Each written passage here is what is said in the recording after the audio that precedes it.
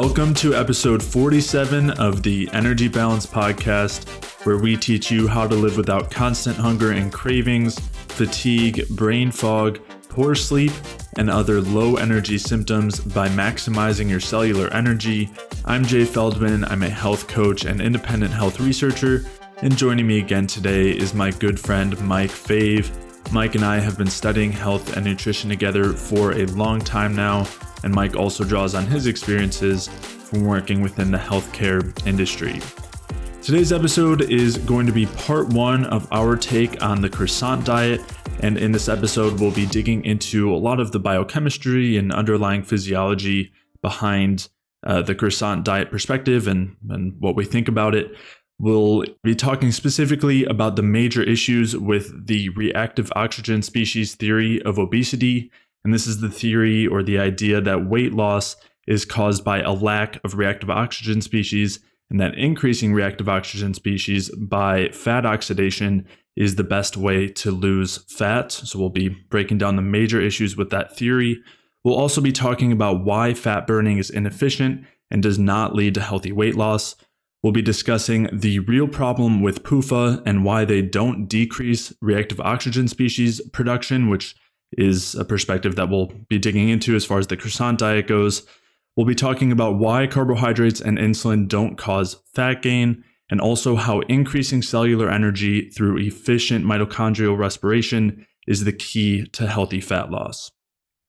Today's episode came about from a question from a podcast listener, and if you have any questions that you'd like us to discuss on a future Q&A episode, you can send those in to jay@jayfeldmanwellness.com, or you can leave those in the comments if you're watching on YouTube.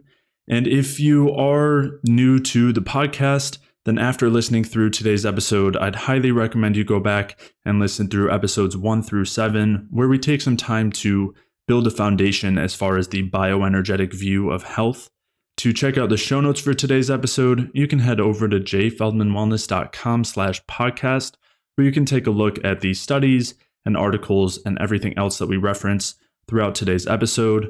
And if you are working on any low energy symptoms, maybe you're dealing with chronic cravings or hunger or fatigue or weight gain, joint pain, gut inflammation, brain fog, hormonal imbalances, poor sleep or insomnia, or any chronic health conditions, then head over to jayfeldmanwellness.com/energy, where you can sign up for a free energy balance mini course where I will explain why these symptoms and conditions are really caused by a lack of energy. And I'll also walk you through the main things that you can do to restore your cellular energy and reverse these symptoms and conditions. So to sign up for that free energy balance mini course, head over to jayfeldmanwellness.com/energy. And with that, let's get started. All right, so we've gotten a couple questions about the Croissant diet from Brad Marshall, who has a website called fireinabottle.net. And, we've gotten a few questions, which obviously seems like there's some interest in our perspective on that diet. And I have seen it kind of float around a little bit in the Ray Peat sphere because there are some overlapping ideas or concepts.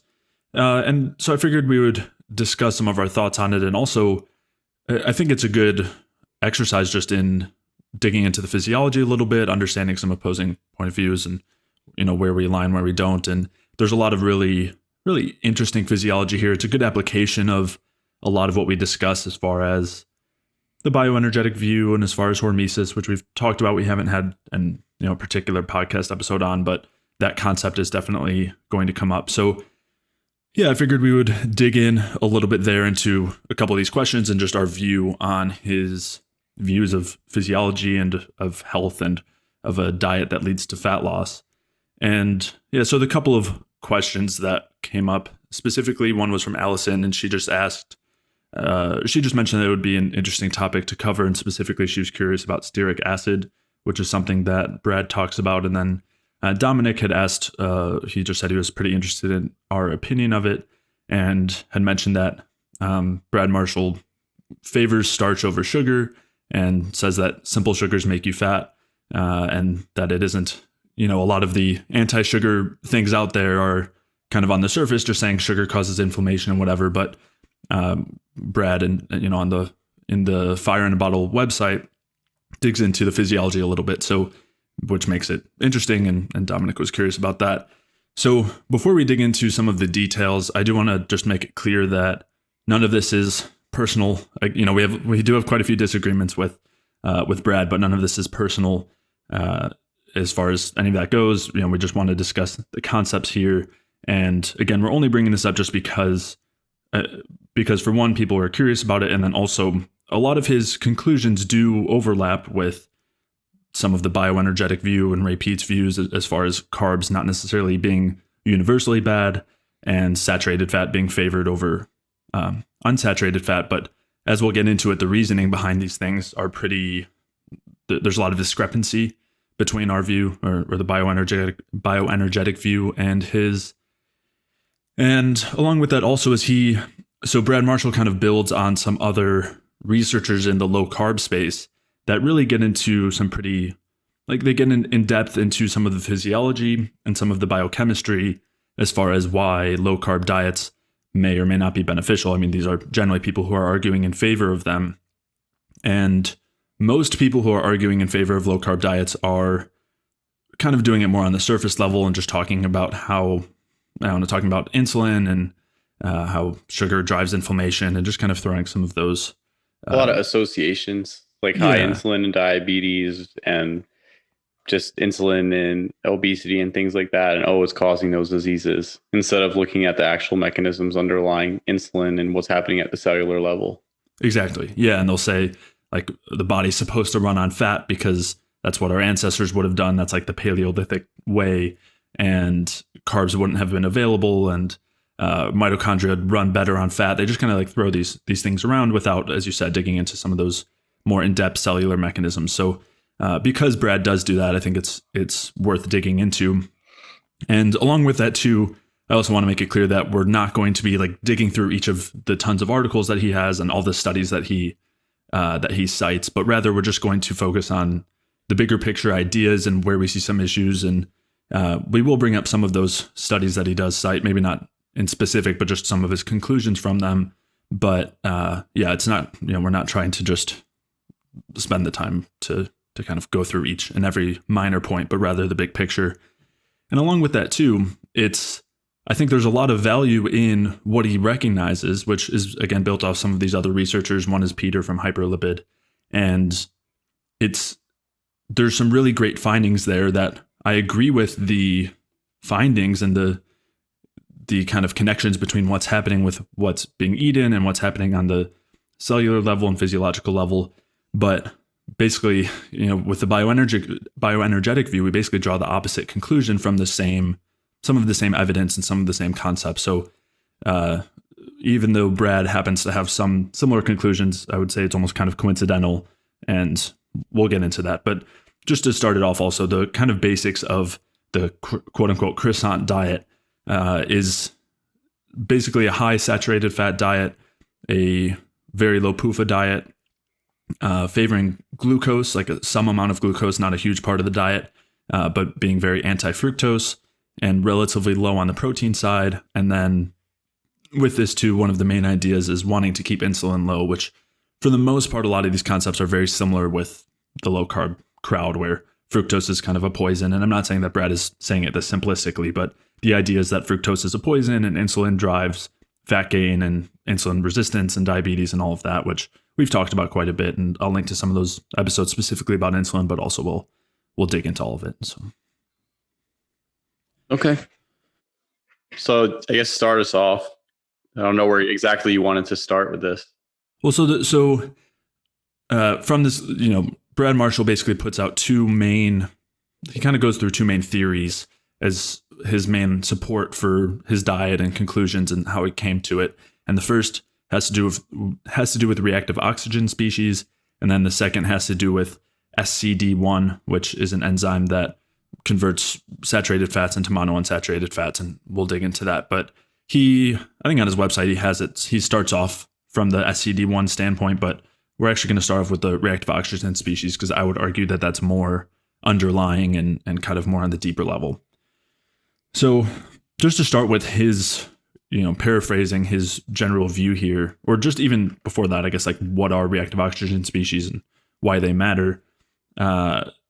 Basically, these are byproducts that are produced during the regular processes of energy production. They're also produced outside of the mitochondria, just anytime there's any sort of kind of damaging or destructive agent, and which then interacts with various proteins or fats or sugars. And basically it creates free radicals, which can cause this kind of oxidative stress that's talked about quite often.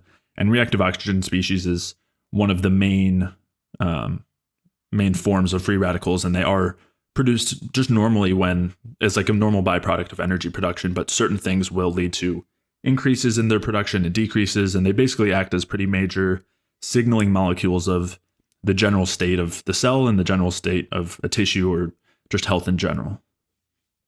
You want to add anything there? No, I mean, it's pretty basic. Whenever you're producing energy through the mitochondria, whether it's cell respiration, beta oxidation, there's going to be some production of reactive oxygen species. Right. I just wanted to clarify that it's like it happens through cell respiration or beta oxidation. Yeah. Anytime we're basically converting some fuel to energy, it's a normal byproduct. And so from the fire in a bottle croissant diet point of view, and this is also building off of hyperlipid or Peter from hyperlipid, the idea here is that reactive oxygen species end up being beneficial in large amounts because they basically, I don't know if they say this as much, but I would argue that they're basically signaling stress. And because of that, they cause this adaptive cascade in response to that stress. And that adaptive cascade leads to an increase in oxidation of fat. It leads to the release of stress hormones. It leads to the activation of all of these kind of signaling molecules. So this ends up involving the sirtuins. It involves AMP kinase. It involves MAPK or MAPK, NRF2. Like there's sometimes the J and K pathway. There's just all these different like adaptive signaling compounds that are involved when there's a lot of reactive oxygen species produced. And it leads to these adaptive effects. And those adaptive effects, again, include fatty acid oxidation. They also include things like apoptosis. They include mitochondrial biogenesis, the release of stress hormones, as I mentioned, and also uncoupling, which is a big one that we'll discuss too, because it is kind of a focus of this view. And along with this and this kind of jives very much with the low carb view, where and the reason for that is because as Brad talks about, when fats are being burned as a fuel, they create more reactive oxygen species than glucose. Right, more than they would if it was glucose, and so that drives all of these pathways. And so, go ahead. I was going to say, in different types of fats cause differing amounts of reactive oxygen species, and his preference for the more saturated fats is due to their ability to generate more reactive oxygen species than the monounsaturated or poly. So there's sort of a spectrum of reactive oxygen species production, with glucose being the least, then polyunsaturated fatty acids, then monounsaturated fatty acids, and then saturated being the most. And along with that too, the length of the fat also affects that. So the longer chain fats will produce much more reactive oxygen species, and the shorter chain fats will produce much less. So those shorter chain fats end up being oxidized more similarly to glucose, whereas the longer chain fats are less similar to glucose. Which is kind of basically understood. Just like that's not, just to put that out there, that's not necessarily theory at this point. That's sort of... It's not controversial. Yeah, it's not controversial. It's understood. Right. And that's why you see things like coconut oil, medium chain triglycerides being promoted as quick fuel sources or things like that within the paleosphere, the ketosphere. Mm-hmm. Exactly. And so from a lot of the low carb perspectives, and from Brad's perspective as well, the perspective or the idea is that you want to be increasing reactive oxygen species because you want to increase all of those downstream effects. You want continued fatty acid oxidation. You want uncoupling. You want all of the activation of all those signaling molecules, and that this is what's going to lead to fat loss and all sorts of other benefits. And we'll dig into why or why not really. And along with that is this idea of physiological insulin resistance, which is also goes hand in hand with the Randle cycle, where the production of reactive oxygen species and which is again the product of the FADH2 production from fat oxidation compared to carb oxidation. That's what accounts for the increase in reactive oxygen species. We've talked about that before, so I'll link to that episode. And that's because of the bottleneck at complex 1 and complex 2 with the excessive amounts of FADH2 compared to in fat oxidation compared to glucose oxidation. Exactly. Yeah. Yep. So they compete for the same electron acceptor, which is ubiquinol. And because of that, when you have more FADH2, which is produced from longer chain fats and more saturated fats, you're going to have more competition, and you end up with a lot more reactive oxygen species being produced from complex 1 of the electron transport chain than you would from something like glucose. Yep. And so just to kind of envelop Brad's view here, I have a few quotes that I'll be using throughout because I don't want to be, I want to make sure that I'm using his own phrasing. So again, his perspective is he basically wants to increase the oxidation of saturated fats to increase reactive oxygen species production.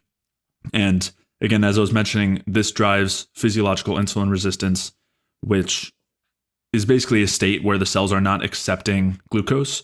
And we've talked about this in terms of the Randle cycle before, where basically there are several mechanisms within that come as a result of fat oxidation. One is the increase in, and they all kind of center around this increase in FADH2, and these mechanisms prevent the cell from using glucose at the same time, and then vice versa. So basically, the cell is in general only going to, or any individual mitochondrion is only going to be using fat or glucose at one time. And the reason is because there are all of these mechanisms that, when you're using one substrate, prevent the other from being used, and vice versa. So when the fat is being used, that can be considered physiological insulin resistance because the cell becomes resistant to insulin, quote unquote, meaning that it won't take up more glucose because it's not using the glucose.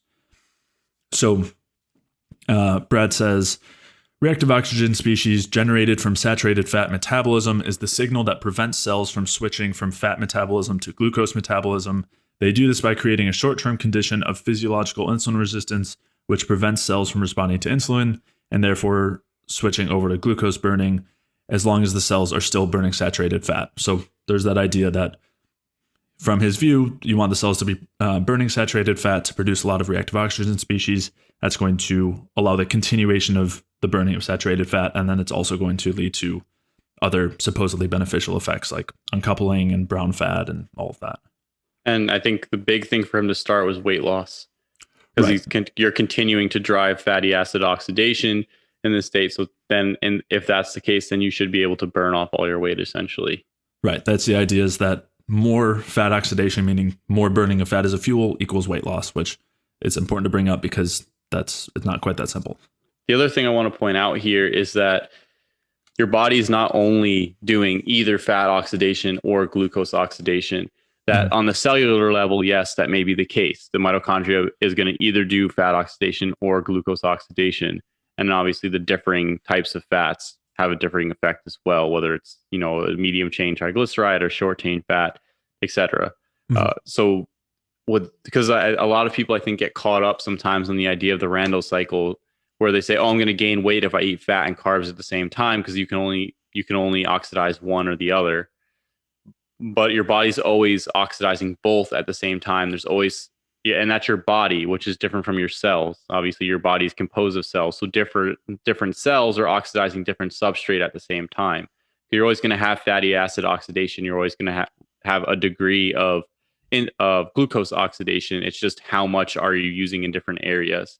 And so the purpose, or the idea behind Brad's ideas is to basically push higher fat oxidation. And I think initially it was to lose weight, if I remember correctly from reading his articles. So it was to push fatty acid oxidation pretty significantly, induce a general state of physiologic insulin resistance, and then essentially your body is going to burn through your fat. Fat burning mode. Yep. Which is the same thing they talk about with keto. And a lot of people don't realize this, is that in keto, there is a physiologic insulin resistance. Mm-hmm. And the thing is insulin is low because there's not necessarily such a need for insulin at that point because there's not a lot of carbs being consumed and a lot of the body is functioning basically on fatty acid oxidation.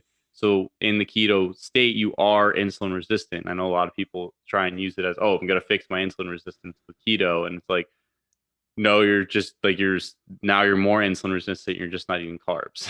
Right. You're just entirely avoiding that stimulus. And it's really important to point that out. And again, that is why I felt like this was worth digging into because, yeah, most people who are in favor of low carb, whether they're pushing that out to other people or just doing it themselves, they're not aware that what they're doing is causing that physiological insulin resistance. It is increasing oxidative stress on this, cellular mitochondrial level. And it's just when you get down into it, if you're arguing for low carb and for keto, you have to be arguing for that, which Brad is doing, which is why I think it's worth digging into. But most people don't realize that. And if you were to tell them that, they would maybe say that's not such a good idea. So it's worth pointing out that to kind of, I guess, prevent that sort of cognitive dissonance and for people to actually understand what they are doing when they're using these interventions. Well, and the thing I also want to point out here is physiologic insulin resistance is actually different from pathologic insulin resistance. Being insulin resistant in a keto state or using the methods that Brad discusses, which is semi-similar to a keto state, can be reversed. Pathological insulin resistance with something like type 2 diabetes, it can also probably be reversed, but at the same time, it's not because they're just eating too much fat. There's other, I guess, dysregulated mechanisms going on where you actually have a high insulin state with high free fatty acids and high insulin with high cortisol. And so there's like a combination of dysregulated metabolism that at the cellular level and across the body that's leading to it's basically the continued insulin resistance despite the consumption of carbohydrate. Right. And so that's an entirely different, just because they're insulin resistance and they have this, like they at the cellular level, the same sort of ideas going on where the cells are not accepting glucose, the way it's happening is different. And when we're discussing what's going on with Brad, the pathways that he's discussing are probably similar to like our understanding of the pathways, but the outcome or the what to do about it is the practice or the interpretation is going to be different. So those nuances become important to understand instead of just, this is insulin resistance. It's how does that come about? And that's why I think it's important to, as you mentioned, but also why I think it's important to go through it is because it's important to go through the nuance and understand the mechanism, because the mechanisms as far as creating ROS at the mitochondria from oxidizing fatty acids, that's not controversial. It's just the question is do we really want that? And then so basically it's we're going to go through essentially the nuance behind that. But I know at the beginning here, like with throwing, or Jay at least is throwing a lot out to start because you have to set up the picture in order to have a discrepancy with the argument. And you first have to go through what all the presuppositions are before you can even say, well, I don't think it's right because of this. Like, because there's a lot of, even with Brad's argument or with the keto arguments for people who are arguing it on a cellular level, there's a lot of, I guess, background or foundational concepts that need to be discussed or brought out, and a lot of them aren't even controversial. So, yeah, definitely. And just to clarify too about the insulin resistant situation, you can be avoiding carbs and be just physiologically insulin resistant, and then go back to eating carbs and still be quote unquote pathologically insulin resistant too. Just because they're two different things doesn't mean that they're also mutually exclusive. I mean, if you're in a physiologically, I don't know, the names are pretty bad too, because I would say that pathological insulin resistance is still physiological. It's not very well named, but it's worth noting the discrepancy there, but also that just because someone's physiologically insulin resistant doesn't mean that then they can have carbs and be okay. Sometimes it does. Whereas if you're quote unquote pathologically insulin resistant, it does for sure mean that when you have carbs, you're not quote unquote, okay, you're not insulin sensitive. Yeah. You're not oxidizing them. Right. So, and that's important to point out here because we are going to get into that. And especially because it comes up with discussing Brad's ideas. Mm-hmm. Yeah. So that's why it's not tangential. Like it'll play into the argument, I think, downstream once you go through all the foundational concepts here. Yeah. Yeah. And so the other main one, going on to that next one, from the reactive oxygen species side of his argument, has to do with the saturation of fats. So as you kind of mentioned earlier, saturated fats are going to lead to a greater amount of FADH2 production. And because of that, they'll lead to a greater amount of reactive oxygen species production at the electron transport chain, whereas PUFA, or any unsaturated fat, but the more unsaturated it is, the less FADH2 will be produced, and the less reactive oxygen species will be produced when it's oxidized in a controlled manner in the mitochondria. And that last part's important too, and we'll discuss that. But that reactive oxygen species production is what's determining the insulin resistance or not. And so essentially the more saturated fatty acids you have, the more ROS, the more insulin resistance. And this specifically comes down to the double bonds in the carbon chains on the fatty acids. So with the polyunsaturated fatty acids, there's more double bonds. And basically I don't know how much you wanted to go into this, but when you're breaking down the chains of fats, they break them down into the 2 carbon groups. And with the polyunsaturated fatty acids, with each double bond, there doesn't need to be a breakdown into that 2 carbons. Like our body doesn't have to break it down. It just breaks down based on whatever the chemistry is in that step. Right. Like and there's no FADH2 production there, which is the key point. Yeah. Yeah. So, so basically what it's saying is that unsaturated fats, when they're going through beta oxidation, act similarly to a smaller chain fat. Basically every double bond is kind of not counted as an extra one of those chains. So, and when they break, and as you said, when they break the chain, the process of breaking the chain produces the FADH. Right.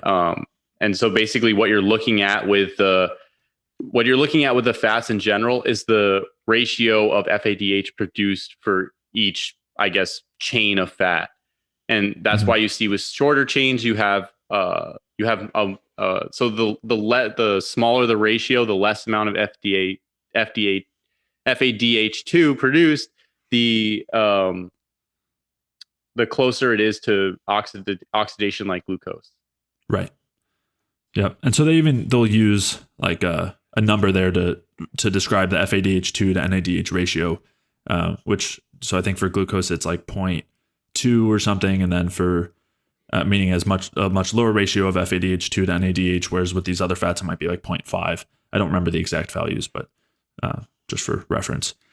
Yeah. So just to quote Brad here, this is, before I quote that, so just to clarify, so he is saying that polyunsaturated fats are a problem, but he's saying that it's because when they're oxidized as fuel in the mitochondria, they're more similar to glucose and they'll produce less reactive oxygen species.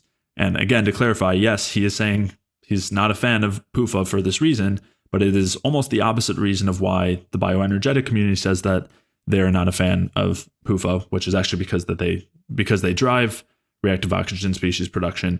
And we'll talk about that in a second. So his quote here is, he says, instead of choosing unsaturated fats to avoid free radical formation, which leads to insulin resistance, we should be seeking out long chain saturated fats, which cause free radical formation, which leads to physiological insulin resistance. So it was, I guess maybe it wasn't super clear there, but what he's saying is that the unsaturated fats will produce less free radicals. The long chain saturated fats will produce more. And he's saying that's a good thing because it leads to physiological insulin resistance. So before we go on to some of the other parts of his theory, as far as SCD1 goes, I'd like to just break down these current theories we've gone over and where we feel like there are issues. And I guess we might as well start with the polyunsaturated fats one, just because we just kind of went there. You just said it, yeah. Right. And so I agree, and just to start, I agree that the polyunsaturated fats, when they're oxidized in this controlled way through the mitochondria as a fuel, they will lead to less reactive oxygen species production, which we talked about, and that has to do with that lower FADH2 to NADH ratio compared to an equally long saturated fat. Now, where I disagree is basically how relevant that is. Where my concern, and in general, I think the concern with the polyunsaturated fats from the bioenergetic community, is not about what happens when they're oxidized in a controlled manner through the mitochondria, where they're just used to produce energy, but rather what happens when that doesn't happen, and what if they can even get to that before point. That. Exactly. And yeah, exactly. And if that even does happen, because as we've talked about in the past, fats are not like the only purpose of fats is not fuel. They're also used structurally, and they're also used as basically signaling molecules. And that is very much the case when it comes to the polyunsaturated fats. So, and I'll link to a previous episode we did talking specifically about them. But for one, in general, they're much less stable and much more susceptible to damage, which is called lipid peroxidation. And so, as you were kind of saying, the chance of the polyunsaturated fat even getting to a point where it's going to be oxidized in the mitochondria is not necessarily all that high, considering that it's so susceptible to damage in the meantime. And, we've talked about some examples of this as far as why, if you were to leave basically one of those fats out at room temperature or 98 degrees like our bodies are at, on a counter, it's going to oxidize there and get damaged just from sitting out on the counter like that. So, not to mention any cooking or digestion either. Right. Exactly. Yeah. Which will basically oxidize any type of cooking of the polyunsaturated fatty acids is pretty much guaranteed to oxidize them. So, yeah. I mean, it's even if you're going to eat your fish, if you're cooking your fish, you're going to have oxidized polyunsaturated fatty acid products. Exactly. Yeah. And to talk about vegetable oils or whatever is just a whole other problem. And then obviously after that, the signaling molecules, right? And I guess you're going to get to that next. Yeah, but even before that too, one thing that's, I think, funny to point out is that if you're in a state with excessive free radical formation via reactive oxygen species, then any lipid is going to be way more susceptible to getting to that damage, to that lipid peroxidation. Yeah. Right, exactly. So if you have PUFA circling around and you're saying that you want to be oxidizing all these fats to produce a ton of free radicals, then that PUFA is definitely not going to be getting to that point where it's oxidized in a controlled manner in the mitochondria for fuel. Instead, you're just going to end up with damaged fats and all of their products, which are found in virtually every disease and chronic health condition imaginable, and are responsible for a lot of issues as far as human health goes. Yep. And then the other thing to point out here is if you're going to eat a lot of PUFA in general, and I guess this will play into the SED1 eventually, but it also does get stored in the tissue. I mean, they're showing that like fatty acid concentrations or percentages in the modern humans or modern Americans' tissue is pretty saturated with linoleic acid, which is one of the main fatty acids found in the American diet. It's not necessarily saturated fat. It's usually linoleic acid from like soybean oil or canola oil or sunflower oil or some vegetable oil, some mass-produced vegetable oil, which is problematic. And they even have studies looking at consumption and trends in the diet over periods of time, showing increases in consumption, and then also there's basically tissue sampling showing increases in percentage in the tissue as well. So we're seeing that increased consumption, and I guess you can call it an association, but you're seeing increased consumption and then also increased saturation of tissue with unsaturated fats, or increased percentage of unsaturated fats in the tissue. Yeah. Yeah. And then the other thing we were getting at too, I mean, there's a couple, but one is that basically these polyunsaturated fats end up amplifying inflammation. Basically, they're metabolized through various enzymes. You've got the LOX and COX enzymes that lead to basically these inflammatory signals that cause various issues. And one of the things that they will do is amplify any sort of inflammatory process or cascade, which again is one of the main issues, like kind of one of our main issues with the polyunsaturated fats, something that Ray Peat talks a lot about. And again, it's just kind of outside of them being oxidized in the mitochondria. I mean, this is going to be happening if you're eating or getting a lot of polyunsaturated fats. Yep. And I mean, they're using the low linoleic acid diets therapeutically now, which we've talked about. So the other thing to point out about the polyunsaturated fatty acids is, even if you're going to consider that they are a essential fatty acid, the amounts are also very low. If you believe they are, the amounts are considered extremely low. So as far as avoiding a deficiency, I mean, you don't need to eat too much. I mean, not essentially, especially not enough to make it a large percentage of calories, as in terms of it being a energy source. I mean, to serve the functions that you need, it's a couple grams maybe of the combination of omega-3 and omega-6. So overall, just there's not a good picture for consuming large amounts of polyunsaturated fatty acids as an energy source. And it's also as far as them being substrate to drive more insulin sensitivity, I mean, in that case, just have carbs.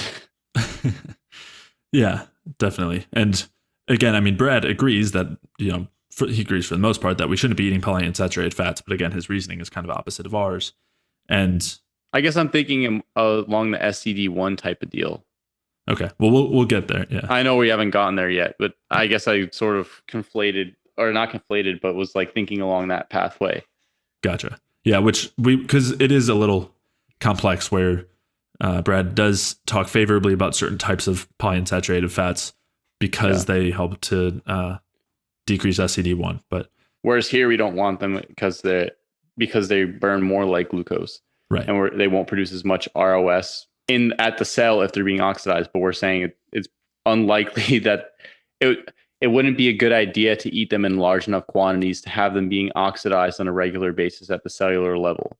And if that was happening, you'd be ending up with way more free radicals anyways. Yeah, but not from ROS generation at the mitochondria, from other processes outside of the oxidative metabolism of the polyunsaturated fatty acids, just from being in the body in general and being highly peroxidizable.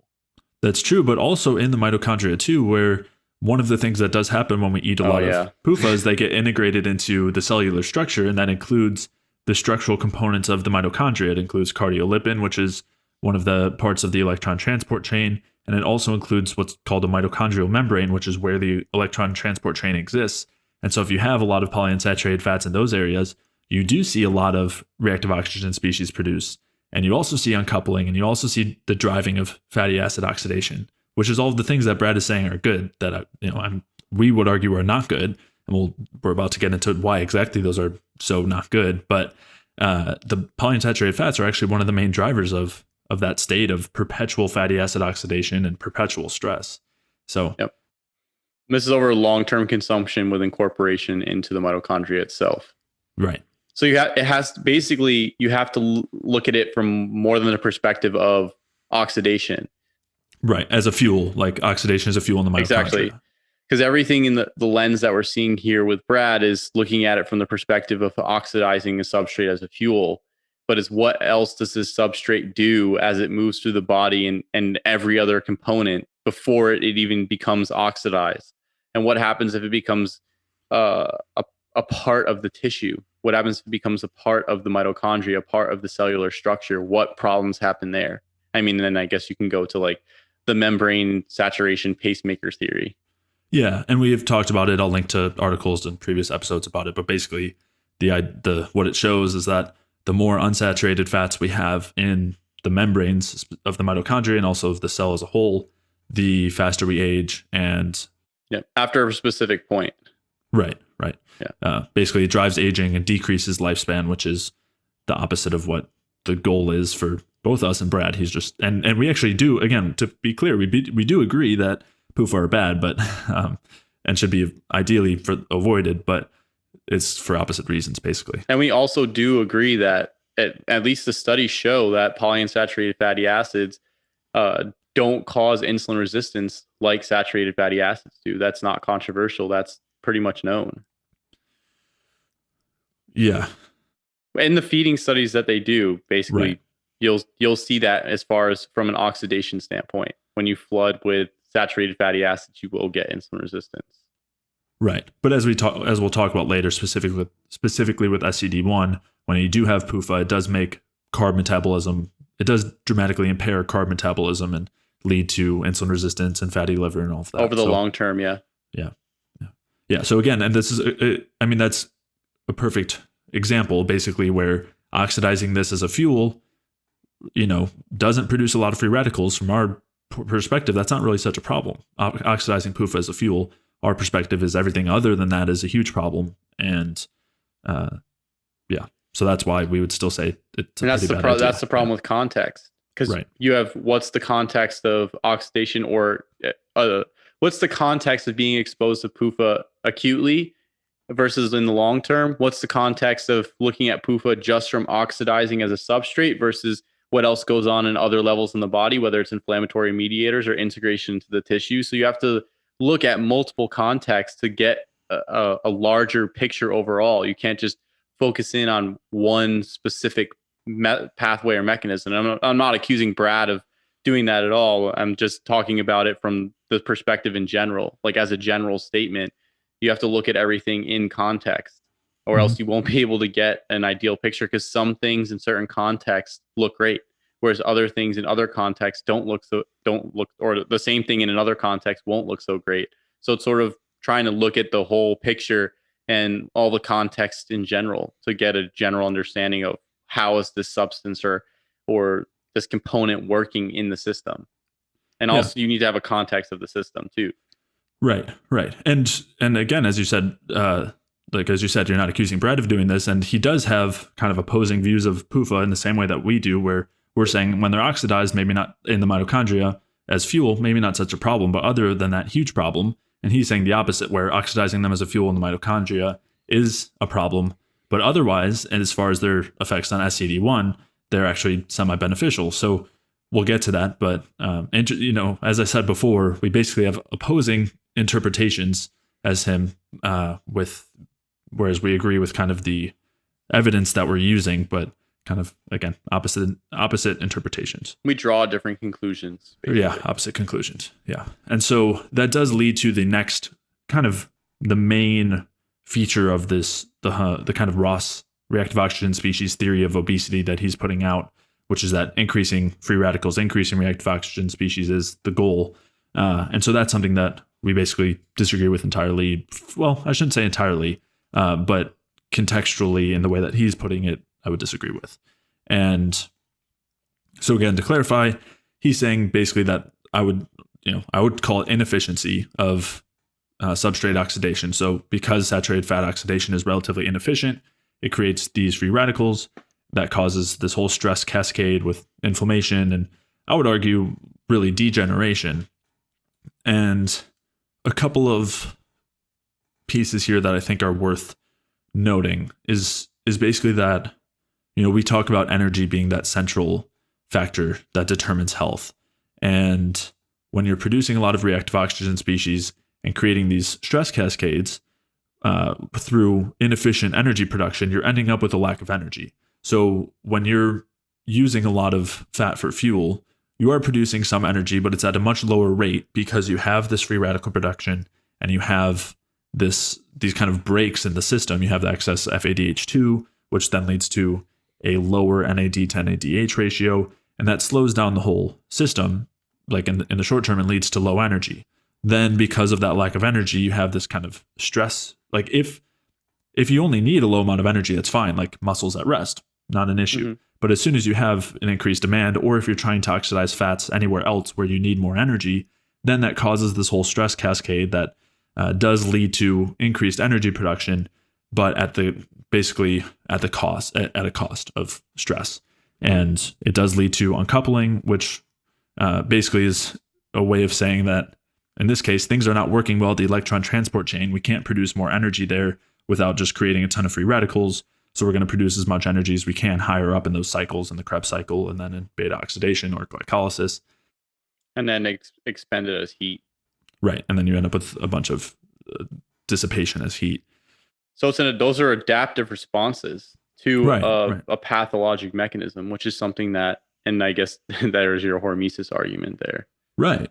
And so one good example here is for like as far as within human physiology, that corroborates this idea that the fat oxidation leads to high free radicals, but at the cost of a lack of energy, is our brain, where it's known that our brains can't use fats for the vast most part, like very tiny amount in certain contexts. And if so, it has to be very short chain fats. And anyway, on from there, basically, our brains can't use anything that produces a high FADH2 to NADH ratio, like a long chain saturated fat, because of this, because it'll produce so much of these free radicals without being able to produce a lot of energy. And we know that our brain is by far the most energy intensive organ or tissue in our bodies, where it only makes up 2% of our total body's weight, but uses as much as, around 20% of our total energy that we produce. So this is why our brains have to be fueled on glucose or ketones, and ketones are oxidized very similarly to glucose in that they have a low FADH2 to NADH ratio, leading to very efficient energy production with a very low amount of reactive oxygen species. And that production of energy is what I would say makes all the difference. And we can dig into why that is, but I would, just to kind of set that foundation, is that I think that the most important thing is having very efficient energy production that leads to a lot of ATP production, also a lot of CO2 production, which is basically the most vital component of our bodies. And by vital, I literally mean like life-giving. Structure, providing, organizing. Mm-hmm. It's the organizing force of or the coherence or the quorum creating force of the body. That is our point of view in general. And that I guess that goes down to, if you want to talk about it from a structuring water perspective. Right. So, which is then, whereas these other mechanisms and pathways that are being discussed in these other levels are, let's rely on these backup systems. Let's induce a stress, and then we have all these protective adaptive mechanisms, and let's just keep inducing those. Exactly. Instead of, why don't we just not rely on the adaptive mechanisms from the start? Why don't we just oxidize sugar fully to as much ATP as possible and produce as much CO2 as possible, drive the Bohr effect, and keep the system, I guess, in its feed forward cycle and running smoothly, flowing. Exactly. Yeah. And so the main place where this differs, like where people get this idea that we want to be driving those stress cascades, does come down to hormesis, which is this mistaken idea, and I would say, where basically the idea is that a small amount of stress or some amount of stress leads to adaptations that make the organism stronger in the long term. And the short of it is that, yes, the organism becomes stronger in response to stress, and that it's more resilient to that stress, or less affected, I should say, by that stress. But I would say that in the long term, that comes at a cost of basically health and also longevity in many cases. But this is where a lot of the hormesis ideas and support comes from a lot of research that does have to do with longevity, where what they see is that especially in organisms like C. elegans, which is a very tiny worm, and yeast and things like that. Yeah, and in yeasts as well.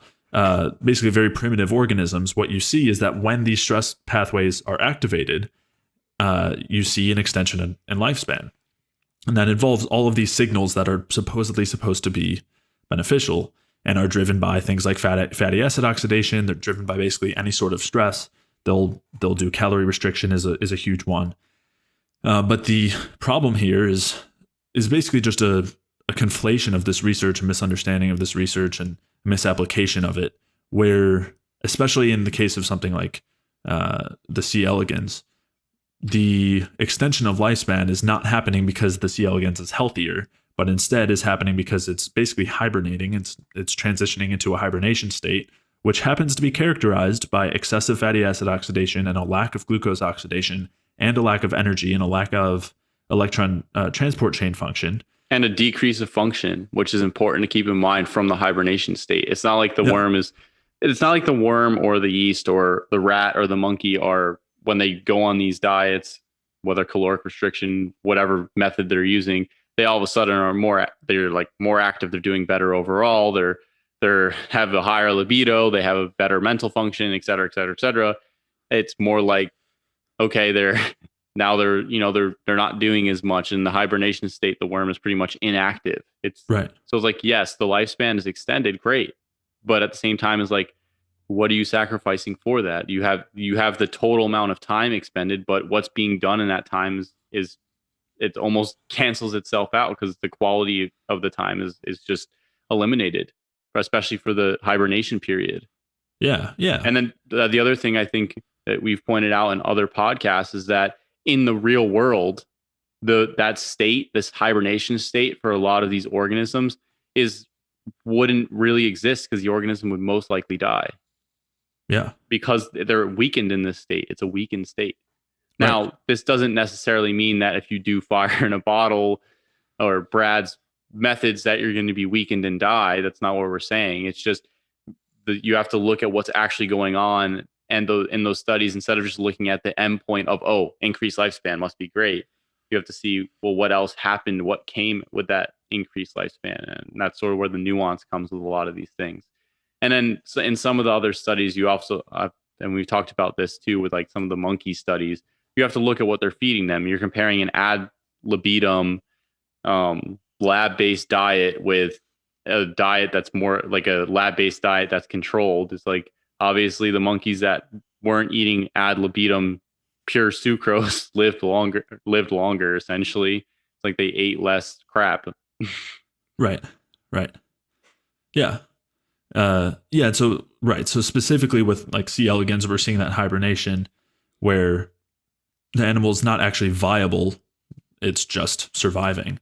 Then they have acknowledged, the people who are semi-critical of this research or of these hormetic ideas, have acknowledged that wouldn't be feasible in the wild. It's that we're only seeing this phenomenon of increased lifespan because there's no detriment to hibernation. Because it's a controlled environment. There's no risk to being inactive at that point. There's no threats. They can be inactive and be fine. Right. And also, of course, we shouldn't really consider hibernation as an extension of lifespan. It's not an extension of like conscious active lifespan, which is what, of course, we're looking for. I mean, and you can see that with people who carry out caloric restriction. I mean, they're not holding a lot of muscle mass. They tend to be on the thinner side. I mean, if you were to think of, I mean, you could probably cut it out, but if you were to think of things with like being in a stressful situation or having to defend yourself, being weaker, carrying a lot less body fat and things like that would probably be detrimental. Yeah, and you also see like a reduction in libido very often on a low carb diet or low calorie diets. Mood changes. Yeah. Sleep issues. Right. Exactly. And as you were mentioning as well, in the studies outside of like C. elegans, for example, where they're looking at rats and they're saying calorie restriction, which is equivalent of stress, leads to lifespan extension and leads to all these benefits. And I've made this argument and explained all of this in detail in a couple of articles that I'll link to in the show notes. But I would first say that it's not just as simple as calorie restriction, because instead what they end up doing is they end up restricting the polyunsaturated fats. They end up restricting the inflammatory amino acids like methionine and cysteine and tryptophan. And as you said, also, there's generally pretty poor study design where they're doing calorie restriction versus ad libitum, which is not the same as calorie restriction versus a control diet. So it's obvious that they would see when these rats are being fed really bad food. It's obvious that they would see when they're eating ad libitum, there's all these problems, but that doesn't mean that the calorie restriction is beneficial. It just means that it's not harmful. Like, it means it is better than the other diet. That's what you're seeing. Yeah, and what they've found when they've looked at that research is that it's more just a feature of the ad libitum feeding rather than a feature of the calorie restriction being a good thing. And same thing with the amino acid side of things, where they found that just restricting methionine without restricting calories as a whole results in those benefits. So it doesn't make sense to attribute these things to stress or to attribute them to calorie restriction or to attribute them to stress caused by calorie restriction when there are all these other factors that are involved that account for these benefits that are not hormesis. So again, to clarify, hormesis is the idea that the stress is beneficial. It's basically what Brad is arguing for when he's talking about the benefits of the free radical formation and all the stress cascades. But instead, I would argue that that's not at all the case. the stress is not beneficial. If there are benefits, it is due to other effects that are not the stress, and just kind of laid out some of those common other effects that are occurring in these studies. And along with that too, I want to clarify that I'm not saying that uncoupling is harmful. I'm not saying mitochondrial biogenesis or apoptosis or autophagy. I'm not saying that those things are not beneficial in context, but it's context dependent. And the important part, circling back to the importance of energy, is, and Brad has acknowledged this, which is that if you have a lot of ATP, that's also going to act as a bottleneck for mitochondrial respiration, and it's also going to lead to free radical formation, which will lead to a lot of these adaptive effects.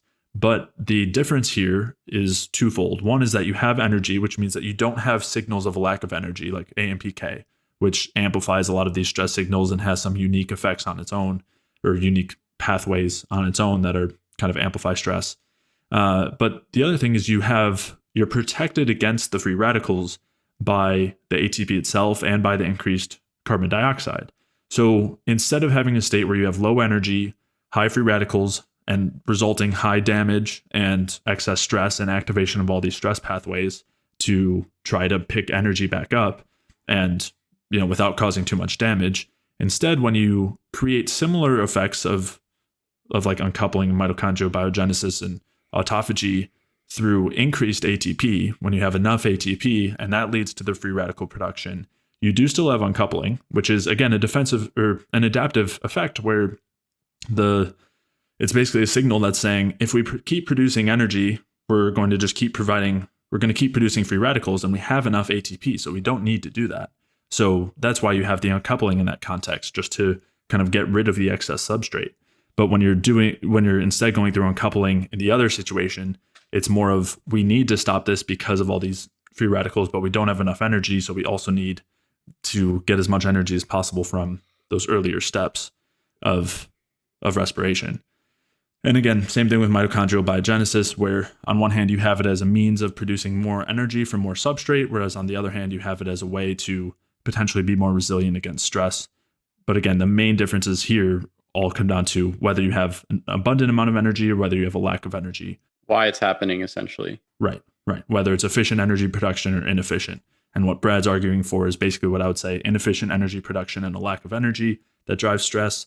And I would say that and free radical production. And I would really say that the only situation where you want to have increased free radical production is in the context of high levels of energy, high ATP, as a braking mechanism.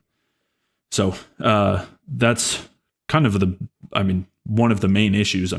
Basically the main issue that I would say we have with his whole reactive oxygen species. The other thing I think you should point out before we go, or I think we should point out in general, is that when they're talking, I guess this will go to SCD1, it's talking about ROS closing. Was it SCD1 that it was shutting down? Yeah. And then it's basically other things that do that are like hypoxia and endotoxin. And then thinking that just switching over to fatty acid oxidation is going to actually close off, create enough ROS to compete with endotoxin or hypoxia. It's just, I don't think neither you or I thought that was reasonable. Yeah, we'll get to that with SCD1. There is one other thing I do want to mention here, though, which is, again, this idea that fat burning or fat oxidation drives fat loss. And considering what we just described as far as the whole efficient versus inefficient energy production and leaving us with less energy and versus a ton of inflammation and degeneration, I think it's, that goes a long way, but it's not necessarily specific as far as fat loss goes. But some of the more specific things as far as needing fat oxidation for fat loss, for one, I would just say that there's, the research is not necessarily supportive of that. So there's that Kevin Hall study where he was looking at people in the metabolic ward and had them on a low carb diet, high fat diet, versus a higher carb, low fat diet, and found that in the low carb, high fat diet, they had less insulin, they had much higher levels of fatty acid oxidation, meaning they were fat burners, just like they're supposed to be, quote unquote, and yet they had less fat loss. So it just kind of flies right in the face of that idea that we need to be burning fat to lose fat. Yeah, and we've talked about this as well, because when you burn fat, you're also putting brakes on metabolism when you burn excessive amounts of fat. And then you also affect the hormonal systems as far as lipogenesis and redistribution of nutrients or substrate goes. So it's not as simple as, oh, I'm burning fat, so I'm losing fat. It's like, okay, in the process of burning fat, are you also turning down metabolism? Are you also shifting lipogenesis? Are you also adjusting substrate disposition or redistribution? Excuse me. So there's a lot more. Again, it all comes down to what's going on why something is happening. What's the context of it? Not just, oh, uncoupling is good, because it's not always good. Oh, fat burning is good. It's not always good. It really depends on why it's occurring and where it's occurring. Mm-hmm. Yeah. And to clarify too, yes, in order to get rid of body fat on a literal level, it either needs to be burned or excreted. And just to clarify, that doesn't mean that you need to do things that increase fat burning to have fat burning. As we said earlier, there's always going to be some amount of fat oxidation going on. And as long as you're just getting that baseline level of fat oxidation, but you're decreasing fat deposition, you're going to lose fat. And the biggest thing that dictates fat deposition is hormone related. Hormone, yep. Yep. And so when you keep the stress hormones down by having adequate energy and driving thyroid hormone and actually having insulin, which is an important part of making sure that the cells are getting carbohydrates and that the liver is not only anabolic for fat tissue, which I think people need to understand as well. It's not just like insulin equals fat. It's not just insulin drives substrate into fat. It also drives substrate into other cells and tissues as well. So it's important to realize that just because you have insulin doesn't mean you're going to be fat. I mean, bodybuilders are using insulin to build tissue. Well, it's also important to recognize that fat can be deposited with low insulin. You know, otherwise, people who were just only burning fat and having then they would be losing a ton of weight immediately, at all times. They would never be able to store any fat. So they would just be nonstop burning whatever's coming from their tissues, which is not the case. You do still have fat deposition when you're not eating carbs and you have low insulin. Yep. But yeah, so that's a huge part of it that's worth describing. And again, the other part too. So as long as you're always going to be oxidizing some amount of fat, as long as you're not storing it, you will have fat loss. The other side as well is that fat can also be excreted through the liver. It's a more minor pathway, but it does happen. So that's another way that we would kind of quote unquote get rid of body fat. Well, also elevating some of the youth hormones or some of the sex hormones like testosterone or progesterone or DHT will upregulate fat oxidation, but in the muscles, and increase muscle mass and things like that, which will be more helpful than just running on the treadmill for an excessive amount or just becoming a pure fat burner. Right. It's not going to be increasing them to the levels of a low carb diet. Yeah. No, definitely not. But the other thing you'll see, and the thing that is sort of the kicker here, is that when you see people taking exogenous hormones, you start to see fat deposition, or like, for example, people taking corticosteroids.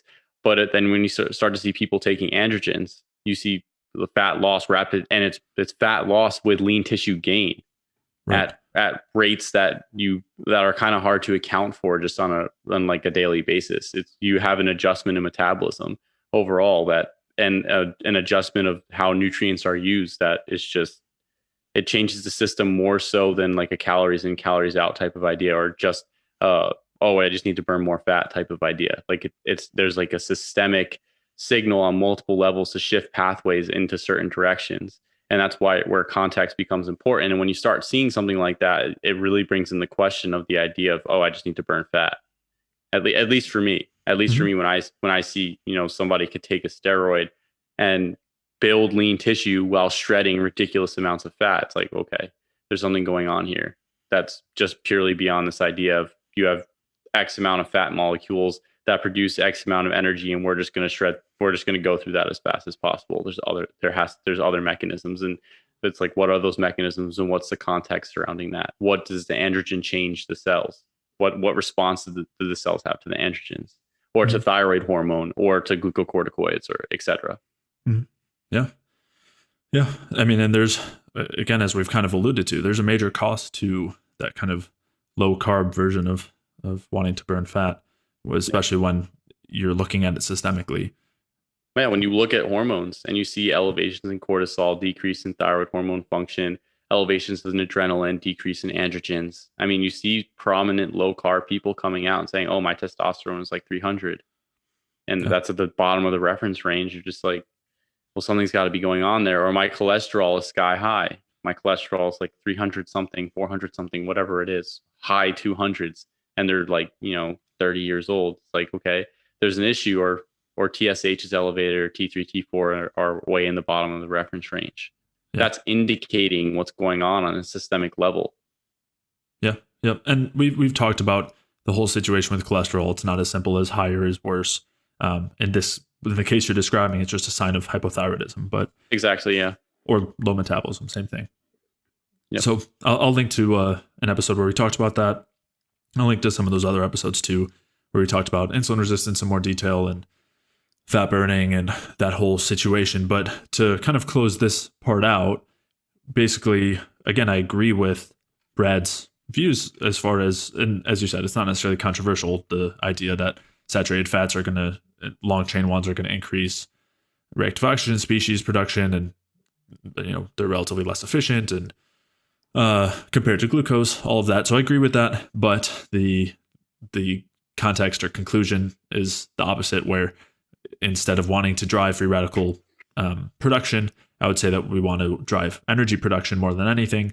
We want to maximize that efficiency, produce as much ATP and carbon dioxide as possible, and with minimal free radical production. And if those free radicals are being produced, it's only because we have topped off those energy levels, and we don't need to be running through energy production anymore. And sometimes I think of this as kind of like an anti-hormesis idea. But yeah, so then, I would argue that would be the ideal way to do, to lead to effects like fat loss and reducing chronic inflammation and just improving health as a whole. And it's also the best way to get those beneficial effects like uncoupling. If someone's trying to do that, I would say the much better way to do it is by producing a lot of energy efficiently, as opposed to the opposite. Yep. I'm entirely on board.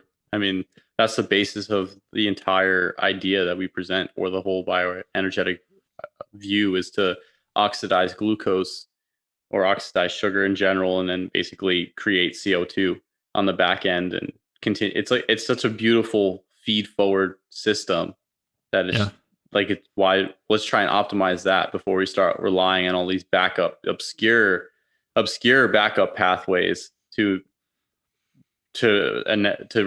induce some type of adaptive response. It's like, the whole idea is just, it blows my mind of, let's create some sort of stress so that we can get the benefit from the adaptive response. Yeah. It's funny. It's like what we're describing as far as like very efficient glucose oxidation, which I should say is easier said than done.